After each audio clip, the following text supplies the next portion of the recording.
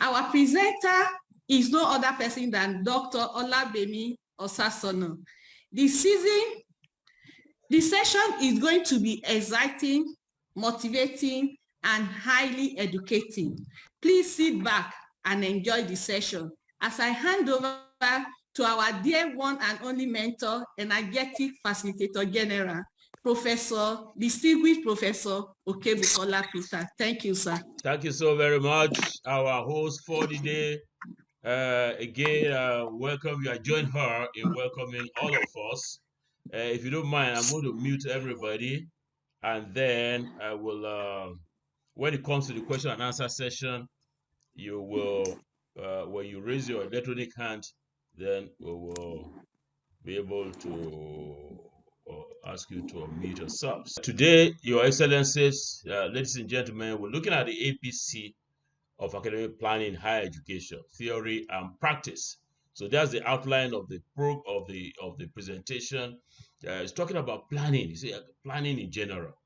We define planning in general as a process of establishing priorities for future actions in an attempt to solve economic problems which will stem from the existence of scarce resources. It's looked at types of planning. We have development or economic planning. There's Osasona is marking my screen. Osasona, that's the person who was supposed to present. Let me stop sharing the thing. The man is negative. The analog thing is even getting worse. So types of planning, sectional planning. We have sectional planning, or if you like, sectorial planning, such as education planning, agriculture, defense, housing, and health planning. Now, what is the essence of planning?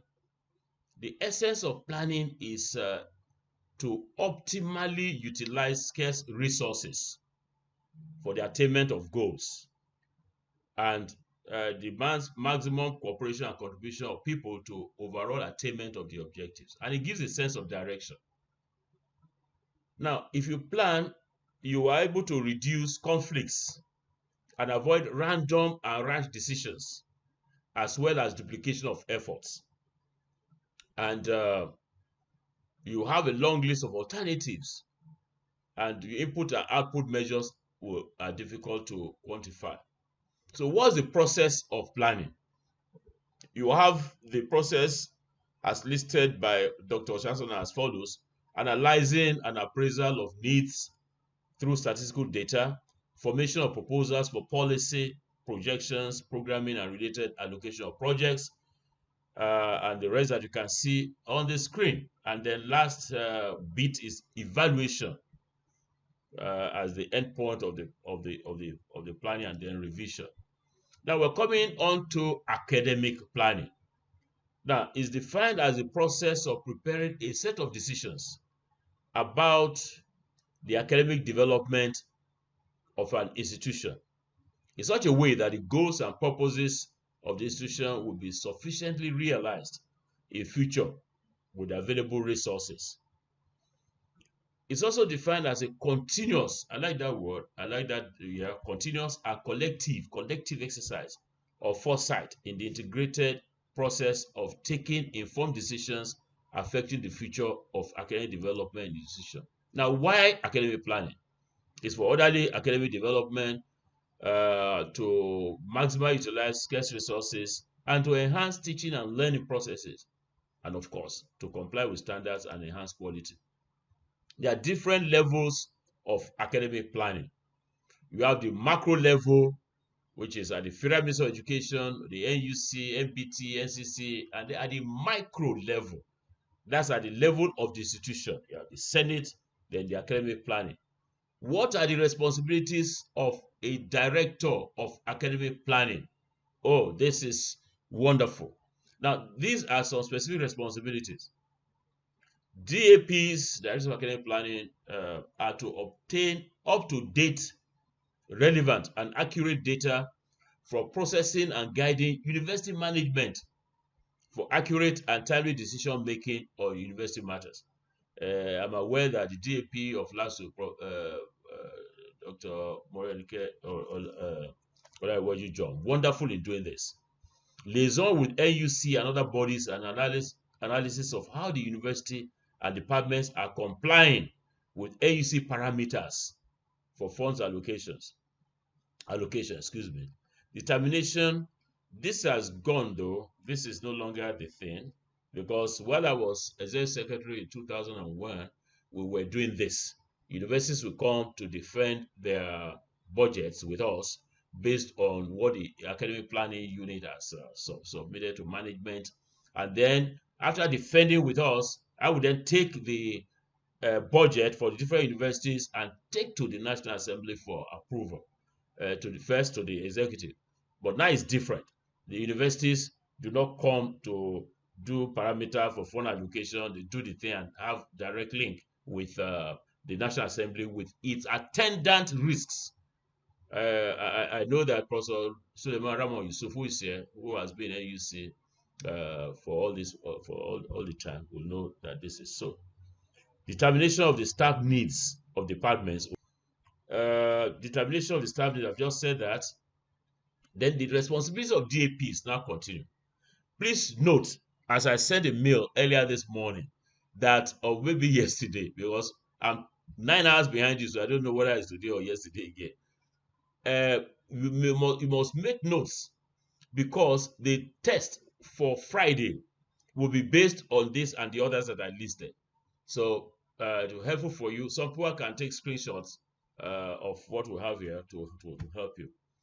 So you are also, as the Director of Quality Assurance, responsible, Director of Academic Planning, Quality Assurance, coordination of accreditation of academic programs, including preparation of self-study forms, preparation, implementation, and review of academic briefs, analyzing the academic brief for master plan development in the university, and preparation of long-term plans or other academic development plans.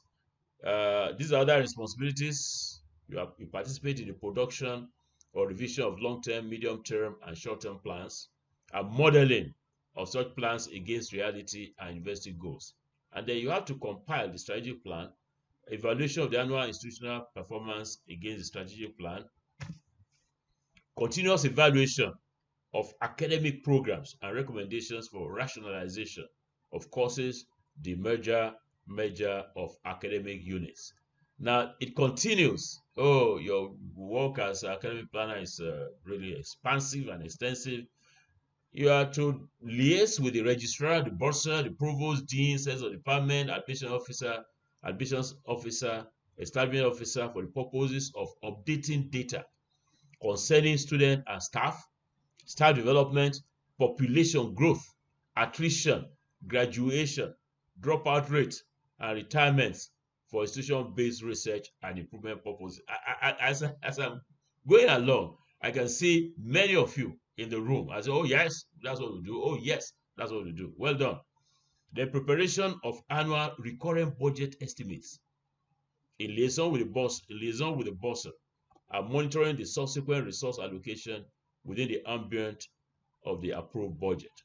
Then you are to, we're talking about ABC of academic planning, from theory to practice. So you can see all the things. In fact, this one goes with Z, not only ABC. And analyzing the university annual implementation budget and their financial prospects and problems. Compilation and categorization of teaching and research equipment. Analyzing the actual resource utilization costs in the university. Recommending students admissions quota. Membership of the following university committees. That means the DAP is to be member of the following, all those committees that are listed there.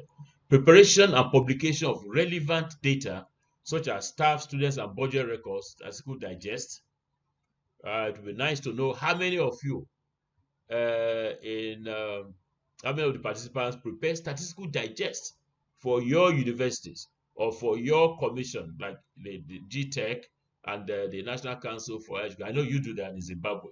So the statistical digest, like the NUC prepares for the whole of the system. Now, do you prepare one annually? It's important for you to do this. As a DAP, you must prepare statistical digest at the end of every year so that you get it up to date. helping in meeting the information requests of the key stakeholders such as Ministry of Education and the rest. Analysis and interpretation of university annual statistics on enrollments and staff training and turnover, and passing such information on an institutional research basis. Collection and storage of publications of statistical nature. This job now plenty from other universities. You should be paying triple your salary if you have to do all of this. Helping the university in curricular revision and or review activities, as well as ensuring that the university complies with procedures and guidelines on new program development. Student enrollment projections and determination of FTE. Formation of database for teaching and research equipment. Oh, it continues. Assisting in search for fellowships, scholarships, and external aid. This is very important. We expect that the director of academic planning should be an observatory. Look everywhere. Where can you get scholarship, external aid, fellowship, and all that, and circulate in a weekly bulletin to members of your staff. That's why this training is important. And so at the end of this training, they will see that you are a changed person. You are telling them the fellowship here, the scholarship here, external aid, and all that to enhance teaching, research, and community service. Facilitating storage and retrieval of relevant institutional data to approved researchers, especially on academic staff workload areas of specialization, university research output. Calculation of excess workload allowance. That's of academic staff. You know, the unions have their own calculation. You have your calculation, so there'll be a measure of calculating this. Hey, still more. Using feedback data for generating information that can be used for evaluating the internal operations of the university against approved criteria. Internal evaluation of the performance status of the university on all the AUC approved key performance indicators and other guidelines. Any other duty? Which duty remains? Nothing again. Any other duties as we were assigned by the vice chancellor from time to time. This is a heavy duty. So let's go to resource planning. We have students, head count, admission quota, where we have admission requirements and quality of new student entrance, student population growth rates. That this will be your statistical digest. Student population growth rate, geographical spread of students and foreign content of students, science arts ratio, proportion of postgraduate. These are the things that AUC requires, which I'm sure you always provide that go into the state of national education in Nigeria and the statistical digest that Professor Sadio shared with us yesterday. So carrying capacity. If Professor Yusuf will know that it was while I was a secretary, we came up with this concept. AUC came up with this concept, carrying capacity. So we then determine what the carrying capacity is for each university. You know this, so that's what we have on this student. Student FTE, we're going to teach you how to do carrying capacity. We're going to teach you how to do FTE calculation. So let's go to academic staff, human resource academic staff, teacher-student ratios, structure of staff, competence in academic professional training, diversity of background and foreign content, number of staff with outstanding academic achievements, number of publications, citation index, adequate to minimum teaching load, qualification to teach courses, staff development, the policies, benefits, workshops, number of professional librarians, research grants, chairs of excellence. You can see that Dr. Osasona has done so well. Senior technical staff, this will include engineers, doctors, the university services, technicians, technologists, architects, town planners, estate managers, quality surveyors, and drivers. They must be on Quantizone 6 and above. The NUC has the following ratios to determine the number of senior technical staff that are expected in each discipline.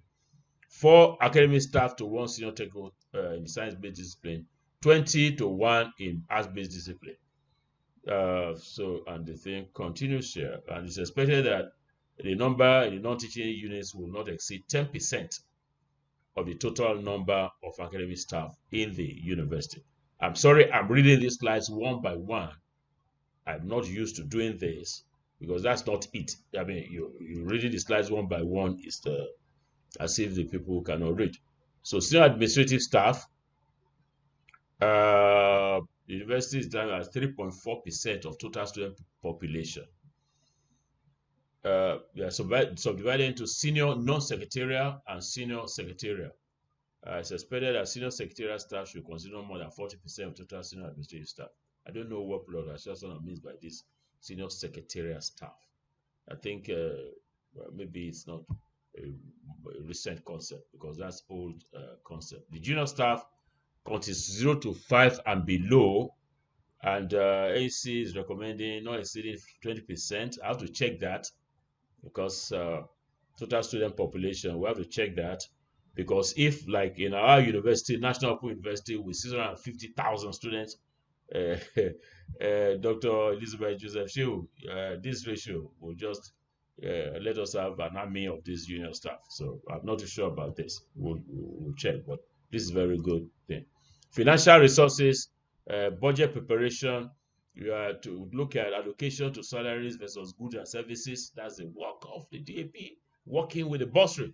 Allocation to direct teaching, allocation to academic units, allocation to library books and journals, allocation to research, allocation to staff development, allocation to maintenance, allocation to health. Some of these are theoretical. Of course, we're talking about theory to practice, and the accreditation form gives accreditation self-study form, and then the assessment form gives all of this. So allocation of funds, equality factor, 20% laboratory factor, FTE factor. These are rather not recent, because I'm not too sure that we have this one. Allocation to equality factor, 9%. These were variables that we were using in NUC in those days. I don't know whether they are good old days or bad old days, but these were. But you need to know this.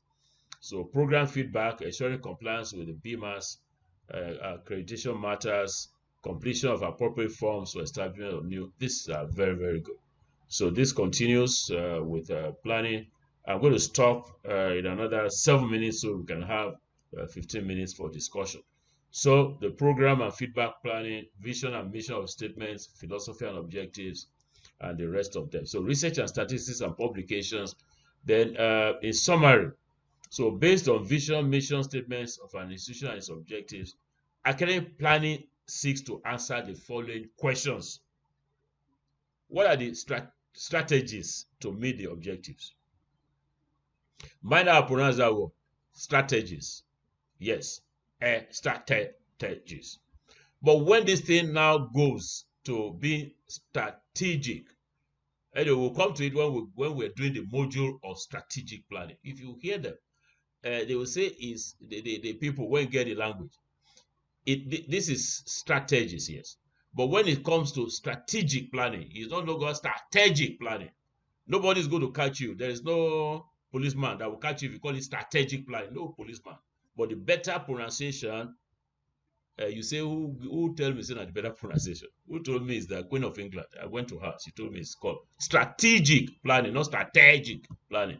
Anyway, what are the strategies? Not strategies, strategies, yes. But when it goes to strategic, it changes to meet the objectives. What are the academic programs to be offered by the institution to meet these objectives? When will each program commence? What academic structure is most suitable, collegiate or faculty?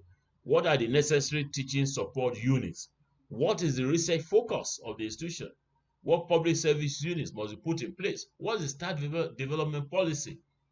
What will be the pattern of growth, projection of student and staff numbers? So the academic planning must do that modeling, project the growth. Yes, your university is going to grow at 10% per year. So project the growth, project the number of students, and in that case, you then have to use that as basis for projecting staff, for projecting resources. Resources will mean several things: offices and the rest, labs. Student new entrance projections by discipline and level of study, total student population and growth rate projections, computation of student FT. We're going to do that. And one thing that you would really love is computation of the unit cost of university education. I'm going to take that because we started dating the National Universities Commission in 2001, 2002. Professor Ramon Yusuf, Dr. Abdurrahman Sambo, and all of the rest. So we have publications in that, and it's a very interesting thing. And all the DAPs, academic planning, and other participants here, you must be able to calculate the unit cost of education in your university by discipline. The people in education, people in arts, people in social sciences, in medicine, engineering should be able to do that. Aside from this FT, you are going to enjoy this course, I promise you. Computation of human resource requirements, staff. My internet is unstable. Staff numbers and structure, administrative and all that. What are the financial implications of the programs and activities? What are the sources of revenue? How will sources be allocated? What statistical information will be published? What feedback must you get? So the problems of planning, well, there's no free communication flow. Although the society is changing, people are highly resistant to change. And the rest you can see here, there's considerable uncertainty in the correlation between allocations and outcomes. And it's quite a long list of alternative decisions have to be taken. I'd like to thank you on behalf of Dr. Osasona. Dr. Osasona, by the way, earned a first-class degree in mathematics from the University of Ibadan in 1975. He was in the National University Commission. He was there, and I worked there for 17 years in the Directorate of Academic Planning. And he rose to the rank of deputy director. And he, you know, I laugh. There are some people who clicked the opening ceremony link, and they sent to me now that they are waiting. You know, the link for the opening ceremony. I can see Professor Patrick Wuka is smiling that these kind of people. Opening ceremony, different. They are waiting there. They are about Professor Saxon also went there. The day is clear. Opening ceremony and the date. That's why I put, when I set up a Zoom meeting, I put the thing we are calling the meeting title. I put the date. I put the time. So I can't see somebody going to January 31st and hoping that we'll be there. But they are there. I'm sure they are enjoying themselves. So back to Dr. Osasona. He acted as Director of Academic Planning, NUC, for very many years. 17 years acted twice as DAP.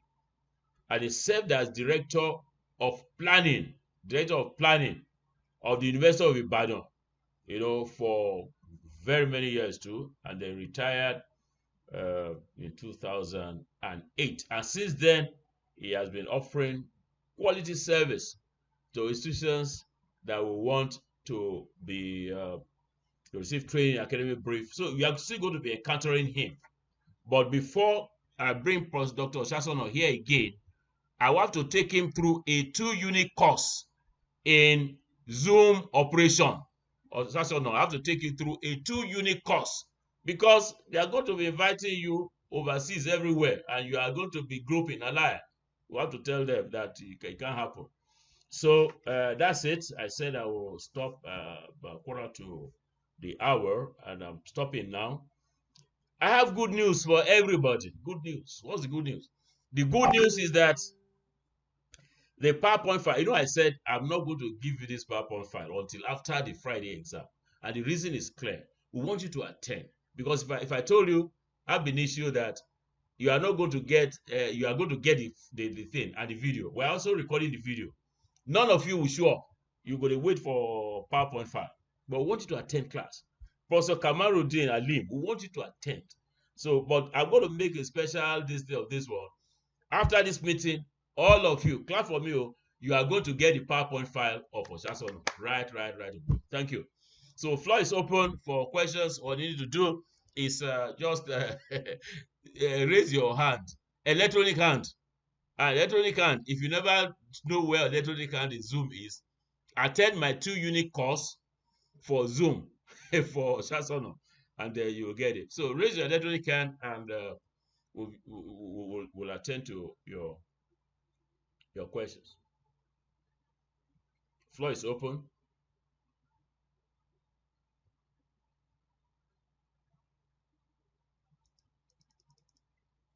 Yeah, I have several hands up. Please listen very carefully. I'm going to go in this order. I'm going to take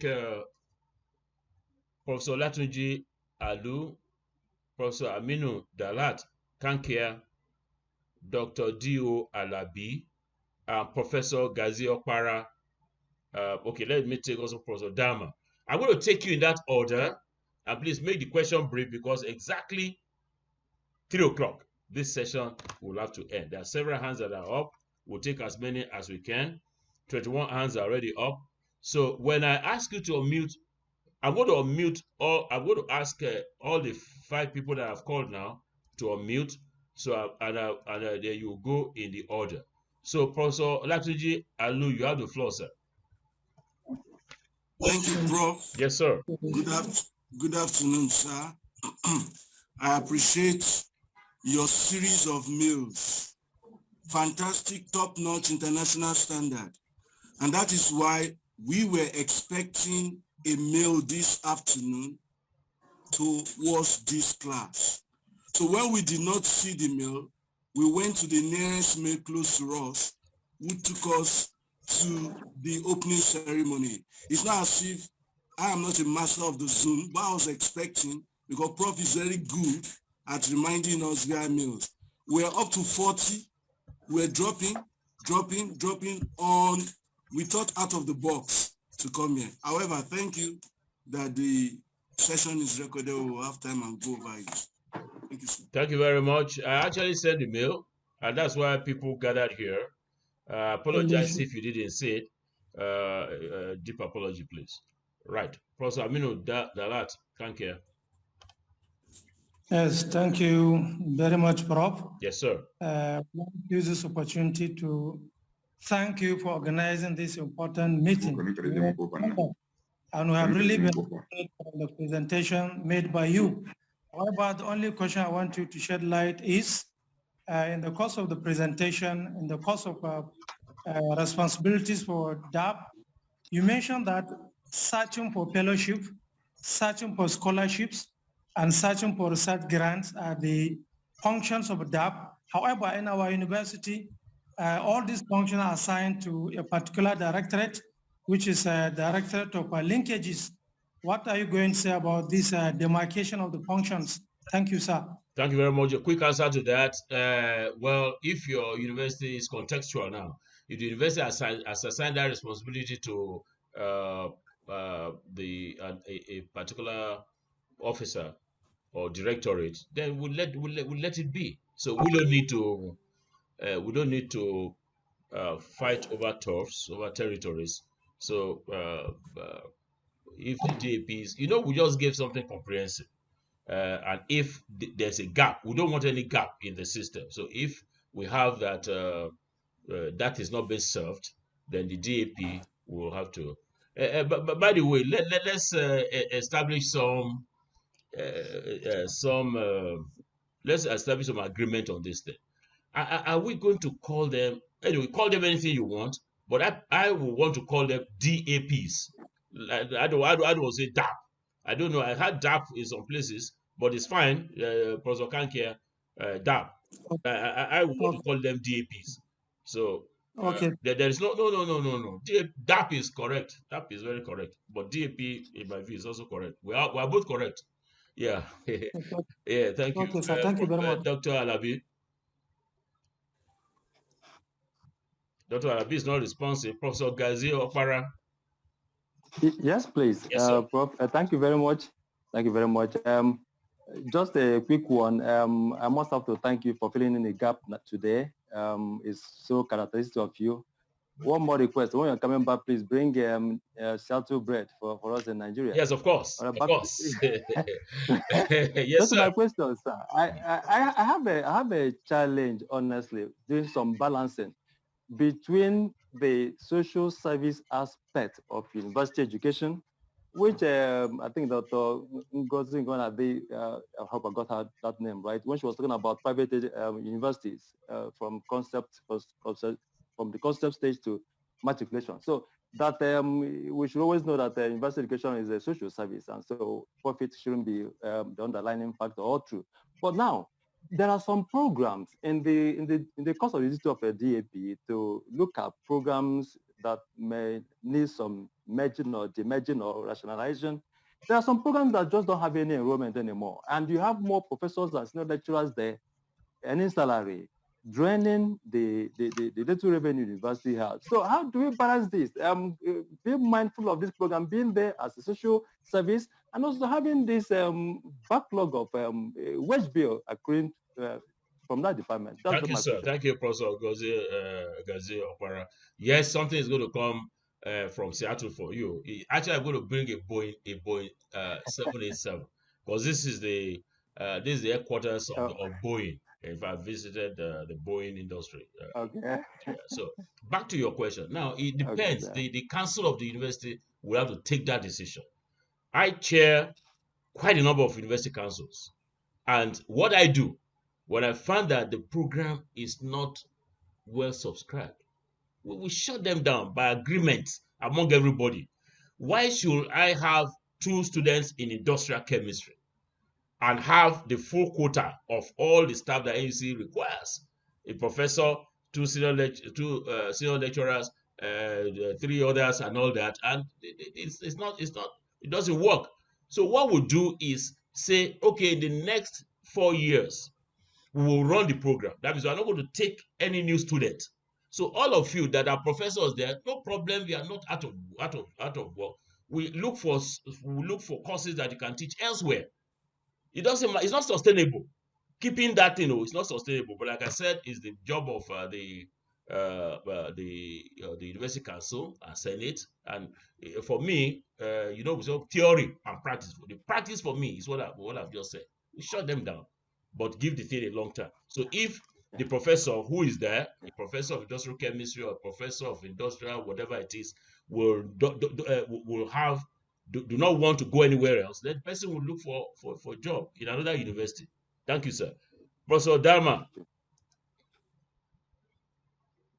Professor Dama.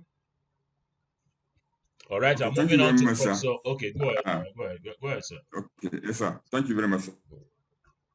So from the responsibilities you mentioned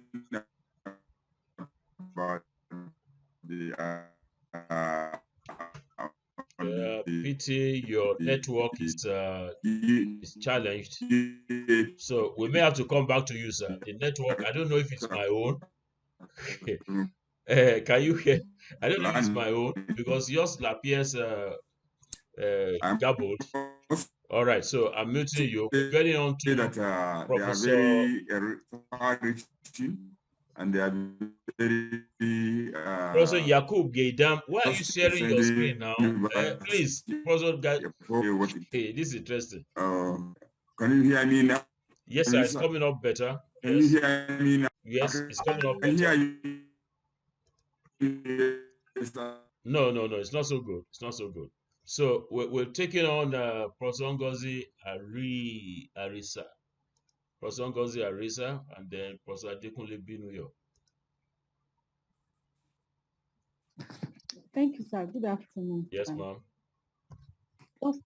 I want to thank you for deciding to give us the PowerPoint for this presentation. I was already getting worried because I could hardly get anything from the screen because you were very fast. Yes, sir. So yes, I also want to thank you very much for this series that you have been running. Sure. If we continue like this, I'm sure Nigeria's university system will really go far. Amen. To continue the way we are. God's grace, yes. Thank you very much. Thank you. God bless you. And it's free, so don't think it on people will just, it's free. We're just sharing knowledge, sharing skills. That's it. Abi Mama Ngozi, how much you pay? Yes, how that's much you the pay? beauty of the I didn't pay anything. Exactly. Thank So you that's very why I much. just sharing That's on. why I keep saying And thank as I you. mentioned to people, those who are not attending, who say, "Oh no, I'm not academic planning. Oh no, I'm not in this thing." They will. The day when your last paycheck comes in, like my own, I'll be 71 on the 17th of this month. 17 days to how many days? 16 days more. I stopped receiving salary 70 at the age of 70. I don't get paycheck again. That's when you know, say, monkey, there is no be leather. It is this time that the knowledge and skills you are picking from here and there will not come very useful. You'll be in demand everywhere. Oh, they're looking for some. There's a consultancy for an academic planner, for a strategic planner, for accreditor, for this thing. You'll be in hot demand. Hey, so tell your people, tell your colleagues in your universities that they should just not just say abusing us, say they're waiting there. They will see when the salary is stop, even before salary stop. Around this time, you find when your CV, there are several consultancies in UN organizations, in several other places. They are looking for educational planners, and if you have a certificate from us that you have a certificate in academic planning, you jump up on top of the list of those that are shortlisted. Anyway, I have 5 minutes more to go. Thank you, Professor Adekunle Binoyo. Yes. Yeah, thank you so very much, Pleasure. distinguished Professor, sir. Yes, sir.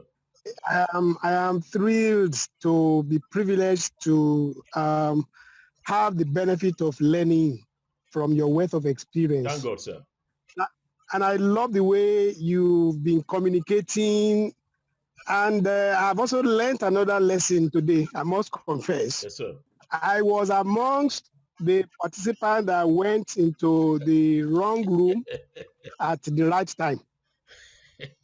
And but funny enough, while we were discussing, we were, 400, 500, thereabout yesterday. How come we are less than 50 here? It's already, and I look at the way you've planned this thing all along. I said, no, Professor Okebukola's program will not have this kind of a hitch. That we are 500 thereabout yesterday, and we are now less than 50.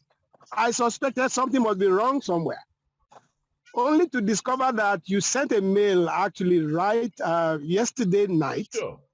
And that mail was delivered. And I guess majority of us, if not all, received the mail, but we didn't read between the lines. So you have taught me, sir. Yes, sir. That when I get a mail, I should read between the lines. And I love that. Thank you, sir.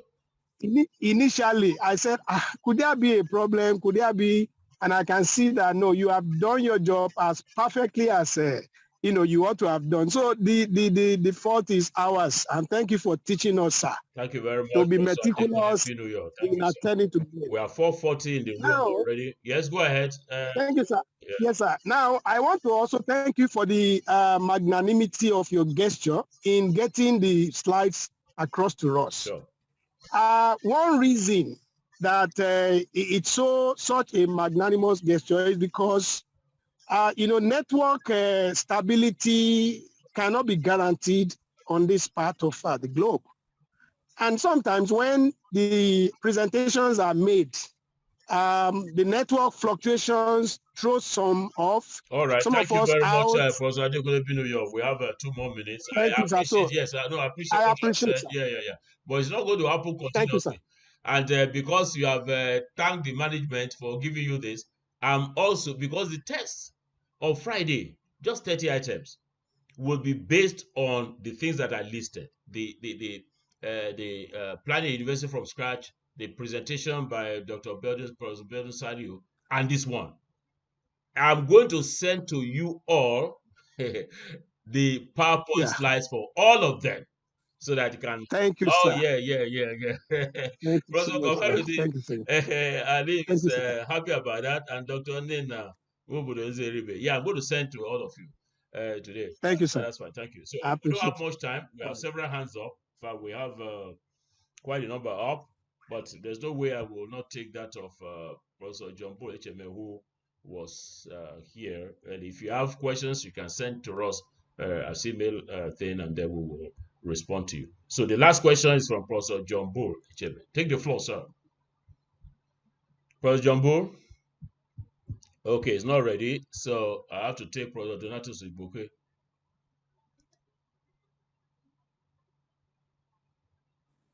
Thank you, sir. My pleasure. Make it brief. Make it brief. Yes, I join. Yes, I join. Yeah. My question is this: from your wealth of experience, who do you think, and given the lots of duties a DAP is supposed to perform, who do you think is most suitable to be in that position? And again, sir, if you don't mind, let me ask another one. Yes. This collegiate and faculty system structure, can you throw more light on the major differences and your advice on the particular structure, the condition for a particular structure to be adopted in a university? Thank you, sir. That's a very wonderful, actually 2 questions, really, really good. Now, for the position of the Director of Academic Planning, there are 2 tracks. Track 1 is for that directorate to be headed by somebody who is in administrative staff. This something is giving me a signal that my network is, but if you can hear me, 2 tracks. Administrative person heading the directorate. The other is an academic person heading the directorate. So whichever the university chooses, whichever the vice chancellor and the council decides, by their condition of service, we were deregulated in these matters. So if, like in my university, Lagos State University, our director of academic planning, wonderful woman. She is an admin person, and she is heading the director of academic planning. She's also an academic person indirectly. In some others, you have, that's the other track, the academic track, you get a professor to be or somebody, maybe somebody who has a PhD or a professor to be the director of academic planning. So it's a matter of choice of the university. Professor Igboke is a matter of choice. But the preponderance is to have somebody who is in the academia, who has a PhD, who is a professor to head the directorate. The second question about collegiate and faculty, I love that so much. The collegiate system is one where we have a structure called a college, and the college will have faculties. So you have faculties within the college. So like you see my hand, like this is a college, and inside of it you have the faculty. The other, the faculty system, well, it's not a college, except of course like the College of Medicine, where you have something different. But I'm talking about the non-College of Medicine arrangement. That you have the faculties staying on their own like this. They are not embedded into a college. For me, Peter Okebukola, this collegiate thing, I don't like it, because but